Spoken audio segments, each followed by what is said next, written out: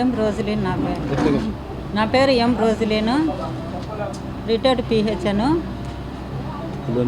పులివెందుల్లోనూ ఉద్యోగం చేస్తా రిటైర్డ్ అయిపోయినాను. నేను 1991లో నేను 1991లో నేను సభ్యత్వం తీసుకున్నాను హౌస్ బిల్డింగ్ సొసైటీలో పులివెందుల్లోనే.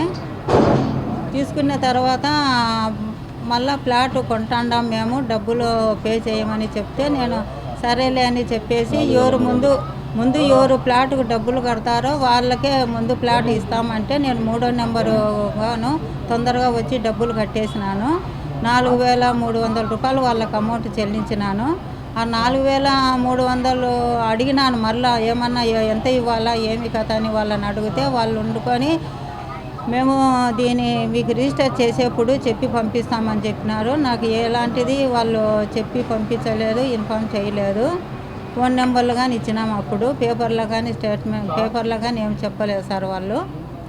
మరలా నేను వాళ్ళ దగ్గరికి ఏం ఇంకా రిజిస్ట్రేషన్ చేయించలేదే అట్లా అని చెబితే పోతే అందరూ ఎవరి కొద్దీ వాళ్ళు అన్ని ప్లాట్లన్నీ తీసేసుకొని ఎవరు వాళ్ళ బంధువులకు వాళ్ళకంతా పనిచేసుకున్నారు. పోయి పుల్లన్న దగ్గర పోయి అడిగితే అతను వండుకొని ప్లాట్లు అయిపోయినాయి, మేమేం చేయాలమ్మా అట్లా అన్నాడు 2007లో. మరలా రాజకులాయప్ప దగ్గర కానీ పోయి అడిగినాను. ఆయన కానీ సరే చూస్తాము, నీ రసీదులు పెట్టుమ్మా అని చెప్పినాడు. నేను రసీదులు కానీ అతనికి పెట్టినాను. అతను రసీదులు చూసి కానీ నాకు ఎలాంటిది మరలా దాన్ని రిప్లై ఇవ్వలేదు. నేను ఫోన్ చేసినా మళ్ళీ ఫోన్ ఎత్తలేదు.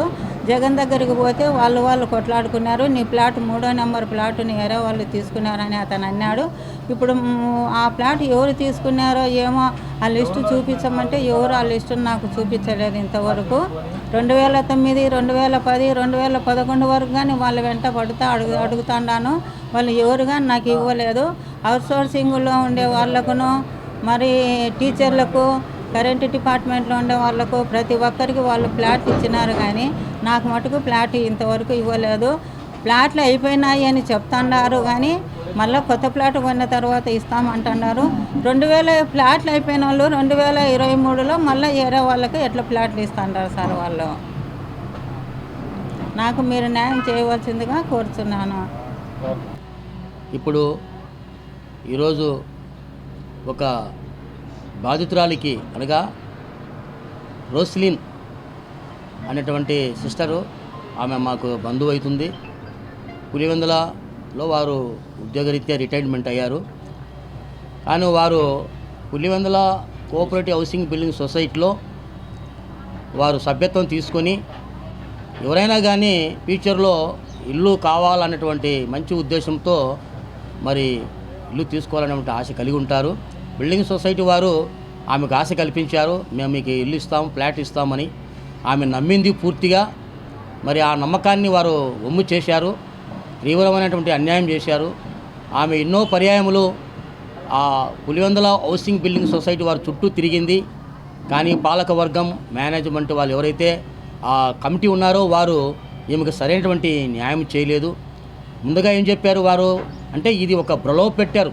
అంటే కేవలము డబ్బులు దండుకొని ఫ్లాట్ల రూపంగా చూపించి డబ్బులు దండుకొని పబ్బం గడుపుకోవడానికే హౌసింగ్ బిల్డింగ్ సొసైటీ ఉంది తప్ప సరైనటువంటి న్యాయం చేస్తారనేటువంటి ఉద్దేశం అయితే వారికి లేదు.